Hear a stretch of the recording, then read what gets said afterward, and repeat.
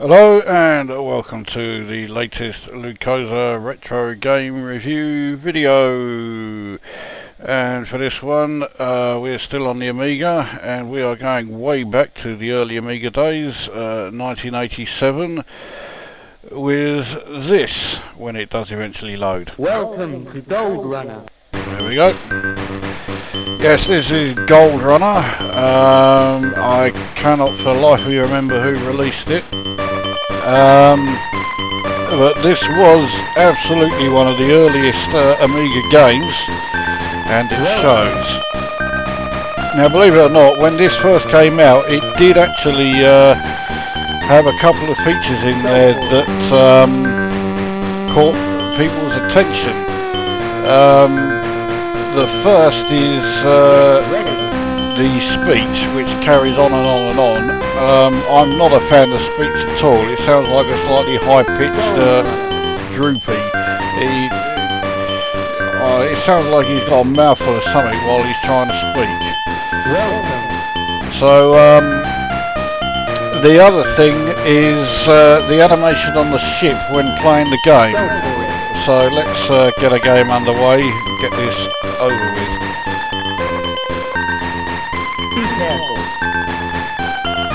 Now the idea of the game is to cause as much damage to the area as you can, along with destroying all of the defending ships in the area, such as these fuckers. You don't get destroyed straight away. You take damage as you get shots at.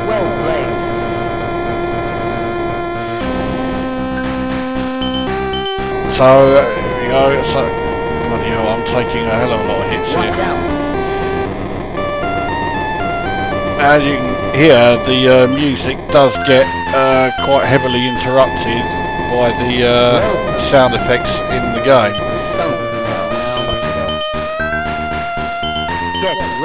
Now, one thing it does do in the speech, which I guess is okay, is that it does try to encourage you. It basically keeps telling you to keep trying. Oh, fuck it, and then you do something like that.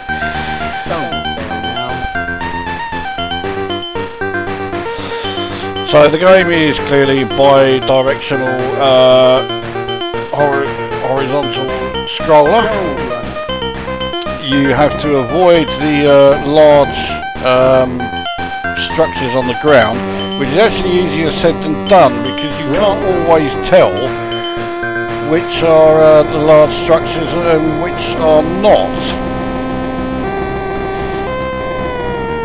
And once you have done enough damage to each area is referred to as a ring, you then can piss off to the next area. I'm taking an enormous amount of damage there.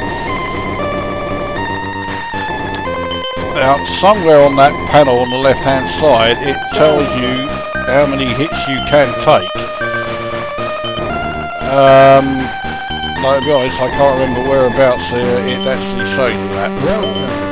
It's been a long time since I played this. I did have this game back in the day, though I didn't get it in '87 when it first came out.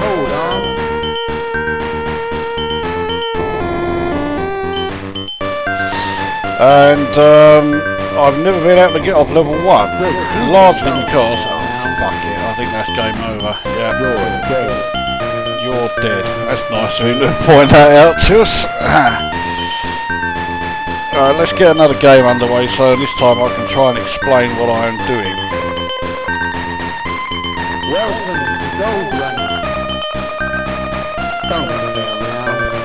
So here we go then. So ring 1, these are all areas where these space pirates are hanging about. Oh god, that was bloody close. Now, for reasons that... oh, fuck's sake. The reasons that are best known to the programmers... let's go this way. They've made the game playable by mouse only. So right mouse button fires your shots, left mouse button does like booster and makes you go a hell of a lot faster.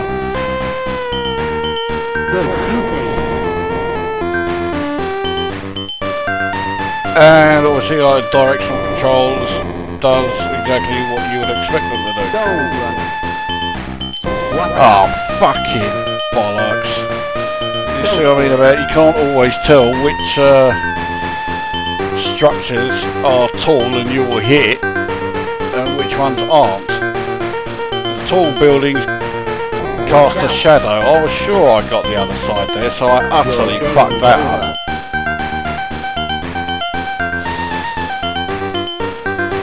Right, let's try again. This time, let's try not to make a complete and utter fuck up of it.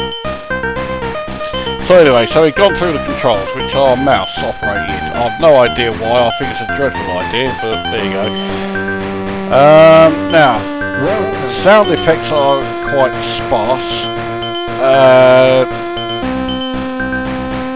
There aren't an awful amount of them unless you hit something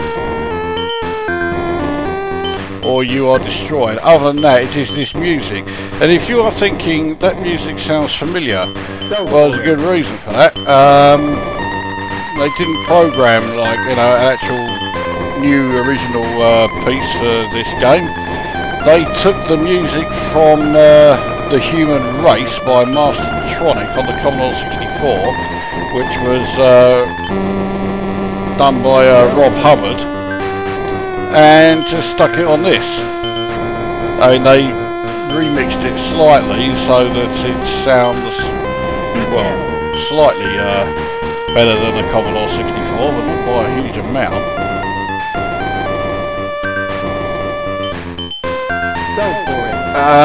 So yeah, music-wise, it's a blatant copy of that. Yeah, audio is not very impressive. Graphically, it's not very impressive either. Remember, it was the animation on the ship that caught people's eye. But the thing is, when I see it, I think, well, didn't Iridium do that years before this? So, yeah, I don't get why the animation caught people's eye either. And as for the speech, I can only assume the only people who were impressed by that were people who had never played Impossible Mission, because the speech in Impossible Mission is vastly superior to the speech in this game. So once you remove the whole business of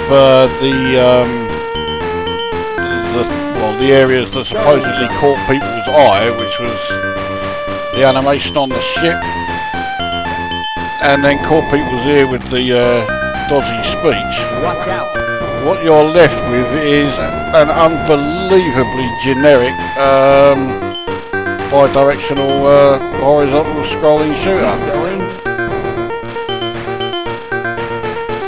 And it's really not all that impressive at all.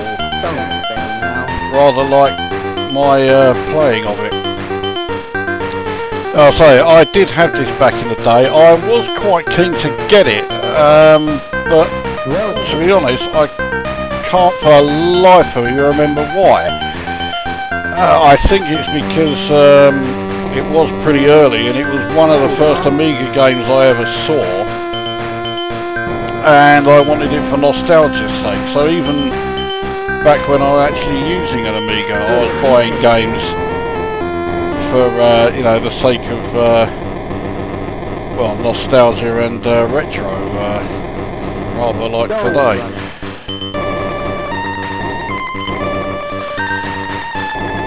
But I mean, there's not really much in it that you haven't seen a million times before. There is absolutely nothing in it that you haven't seen done better a million times before. That's all game over. And I don't just mean, you know, that's been done better since this. I mean, you know, games that were done better before this on the Commodore 64. As far as I can see, there isn't really anything graphically in this game that couldn't have been done better on a Commodore 64. I don't know how this could possibly be indicative of an Amiga's capabilities.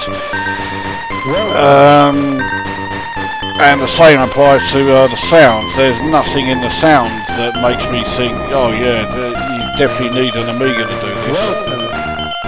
I'm pretty sure this is just a straight port of an Atari ST game. Say, well, in '87, that was pretty much the norm. But even though the Atari ST didn't have the greatest of audios, to put it mildly, it was still capable of better than this. So, yeah, all in all, this game doesn't really have a huge amount going for it. Thankfully, vertical shooters did improve quite dramatically on the Amiga after this. And one of my next reviews will be of a vertical shooter that is far superior, despite not being that much older, or that much younger rather. So you go, that is Goldrunner, incredibly bland. It has aged about as well as a flint axe, and it doesn't really have anything going for it at all. So even the soundtrack is lifted straight off a Commodore 64 game. So I will score this, I'll score it 2, and yeah, I would suggest that if you're into retro shooters, you should still not bother with this one. So there you go, that is Goldrunner, 2 out of 10.